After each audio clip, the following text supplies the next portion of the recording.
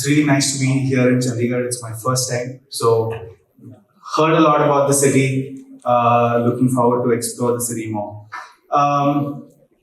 When I first heard about the topic, 2030, it wasn't really a number that came to my head. It was a child that came to my head. So, many schools that I visit, a senior KG child sitting in that class will be in grade 10 when we hit 2030. And that suddenly becomes real and it's not a number anymore. And when we talk about what do we do with this child, I don't think it's about math or English or science that we really need to look at. We need to look at a really holistic picture of how do we really influence these children. And that's the mission that we have started off with, where we want to provide an excellent education to every single child in this country. And by an excellent education, I just don't mean capable adults who can make a living. I mean good human beings and more importantly, responsible citizens. That's the mission with which we started off. But I think I would bore you if I go into the specifics of the program. So let me tell you a story. When we do anything at LEAD, like I said, we have people at the center of everything.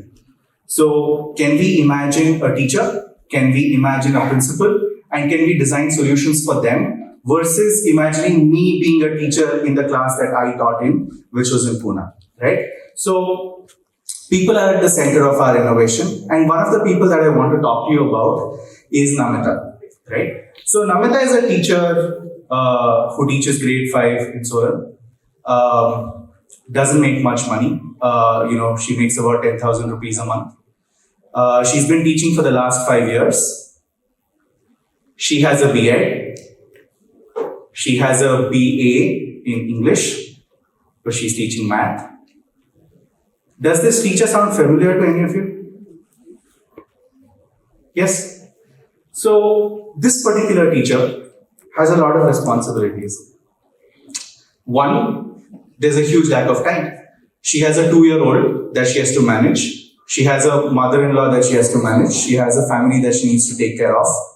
Plus, she needs to lesson plan. She needs to make sure that her children are getting the best possible education that's possible, because the reason why Namita is teaching in the classroom is not because of the 10,000 rupees, but because she's motivated and she's really passionate about teaching in the classroom.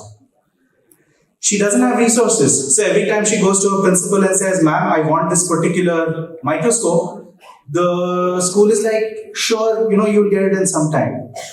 Ma'am, I want this abacus. Well, come back another time, let's look at it. More importantly, just lack of support, right?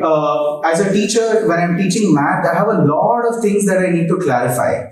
I'm lesson planning on a particular day and I don't know a particular topic, I really need support. And who's the support? Well, there is the coordinator and there's the principal, but they're busy with their own things. So where does she get the real support from? And most importantly, the biggest pain point for Namita is the constant change that she sees in her school. 1 year, she sees one provider. Another year, she sees smart class. Another year, there is somebody else who's speaking about experiential learning. So there's just so much change that's happening within the system for her that she doesn't know what to do. She needs something which will ensure that she can go into class every single day and deliver the best possible result. And for people like Namita is where LEAD comes in. So what we do is we do provide detailed lesson plans, which does not mean that she does not have the freedom. Of course, she has the freedom to, change things, to add new things, etc. But more importantly, if I were to look at it, she gets help before going into the class for preparation. She gets help during the class by teaching. And most importantly, she gets help after the class to create the remedials. And all of this happens on the fly. You do not need to wait for a month before you take a test and the results come back for a remedial plan. No, it happens on the fly. And that is how a teacher should be teaching. She needs to know who are the children in our class who've not understood something. What's my remedial plan to take care of that child? And that's so simple for a good educator and we still don't develop it. Well, that's what we've done, right? And most importantly, there's 24/7 support that's available for her, where we're just a phone call away to clarify any particular doubt, any issue that she might have.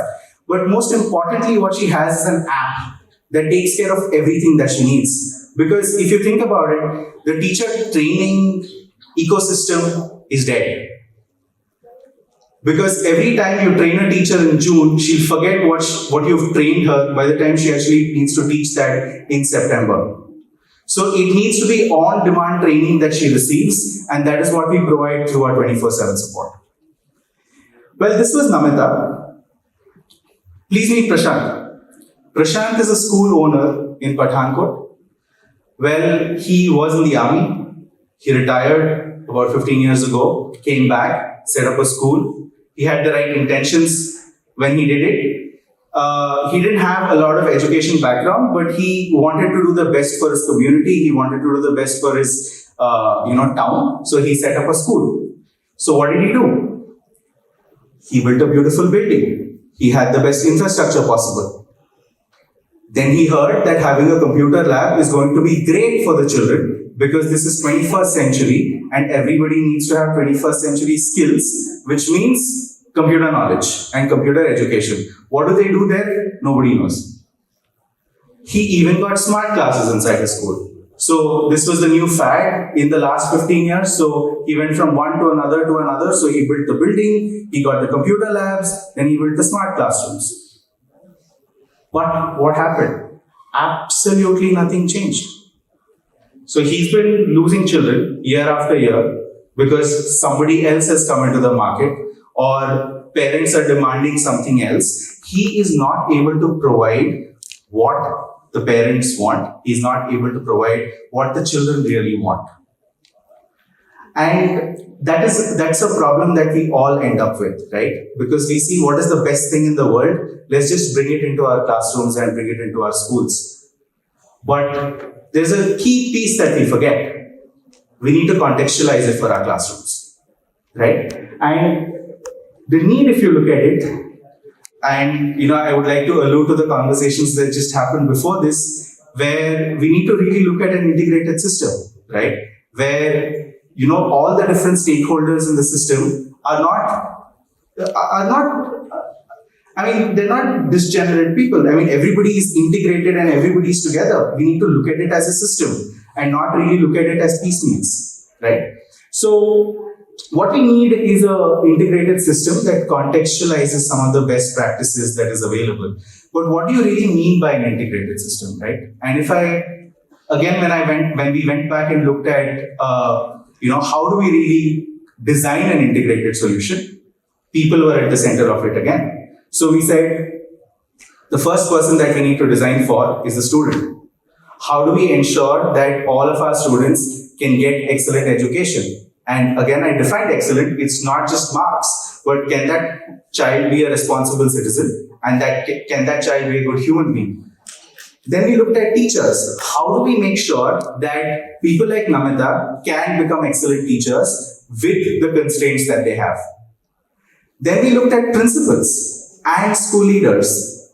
A lot of principals have a lot of administrative work that they have to get done, that the most important thing that they need to do, which is academically support the teacher in the classroom, goes missing. And when they want to, they don't know where to start.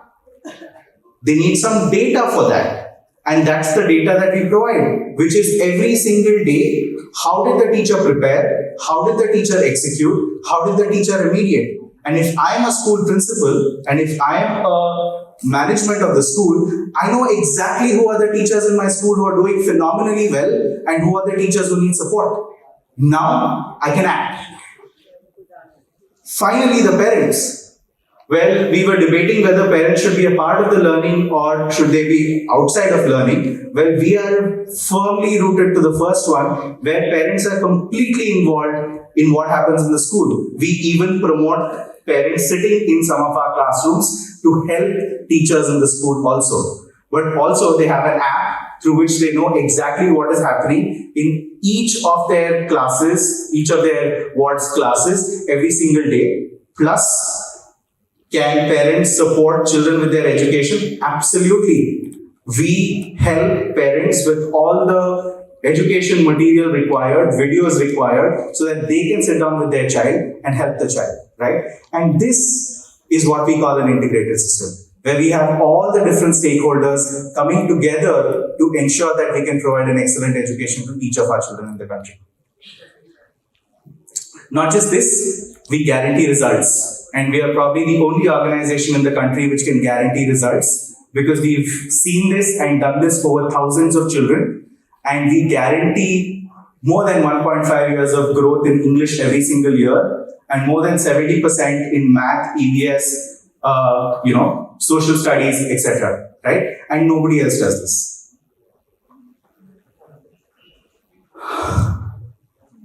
500 schools have already adopted this. We're not new. We've been doing this for the last 7 years. We have 5 of our own schools where we've tested this.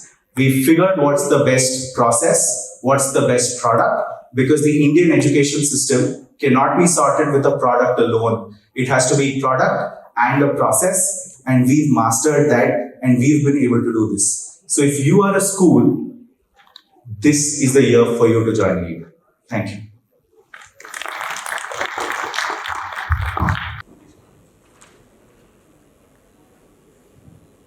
Thank you.